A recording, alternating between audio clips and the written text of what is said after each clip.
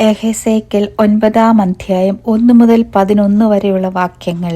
അനന്തരം ഞാൻ കേൾക്കെ അവൻ അത്യുച്ചത്തിൽ വിളിച്ചു, നഗരത്തിന്റെ സന്ദർശനങ്ങളെ അടുത്തു വരുമാറാക്കുവിൻ, ഓരോരുത്തൻ നാശകരമായ ആയുധം കയ്യിലെടുക്കട്ടെ എന്ന് കൽപ്പിച്ചു. അപ്പോൾ 6 പുരുഷന്മാർ ഓരോരുത്തനും വെൺമഴു കയ്യിൽ എടുത്തുകൊണ്ട് വടക്കോട്ടുള്ള മേലത്തെ പടിവാതിലിന്റെ വഴിയായി വന്നു.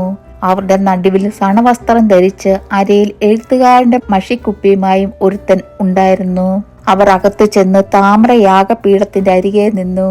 ഇസ്രായേലിന്റെ ദൈവത്തിന്റെ മഹത്വം അത് ഇരുന്നിരുന്ന കെരൂബിന്മേൽ നിന്നും ആലയത്തിന്റെ ഉമ്മരപ്പടിക്കൽ വന്നിരുന്നു. പിന്നെ അവൻ സണവസ്ത്രം ധരിച്ച് അരയിൽ എഴുത്തുകാരന്റെ മഷിക്കുപ്പിയുമായി നിന്നിരുന്ന പുരുഷനെ വിളിച്ചു. അവനോട്, യഹോവ, നീ നഗരത്തിന്റെ നടുവിൽ യെരൂശലേമിന്റെ നടുവിൽ കൂടി ചെന്ന് അതിൽ നടക്കുന്ന സകല മ്ലേച്ഛതകൾ നിമിത്തം നെടുവീർപ്പിട്ട് കരയുന്ന പുരുഷന്മാരുടെ നെറ്റികളിൽ ഒരു അടയാളമിടുക എന്ന് കൽപ്പിച്ചു. മറ്റവരോട് ഞാൻ കേൾക്കെ അവൻ, നിങ്ങൾ അവന്റെ പിന്നാലെ നഗരത്തിൽ കൂടി ചെന്നു വെട്ടുവിൻ. നിങ്ങളുടെ കണ്ണിന് ആദരവ് തോന്നരുത്, നിങ്ങൾ കരുണ കാണിക്കുകയും അരുത്.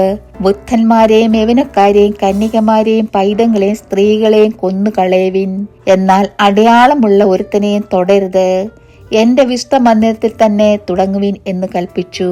അങ്ങനെ അവർ ആലയത്തിന് മുമ്പിൽ ഉണ്ടായിരുന്ന മൂപ്പന്മാരിടയിൽ തുടങ്ങി.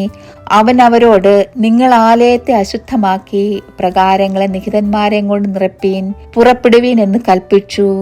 അങ്ങനെ അവർ പുറപ്പെട്ടു, നഗരത്തിൽ സംഹാരം നടത്തി അവരെ കൊന്നു കളഞ്ഞ ശേഷം ഞാൻ മാത്രം ശേഷിച്ചു. ഞാൻ കവിണു വീണു.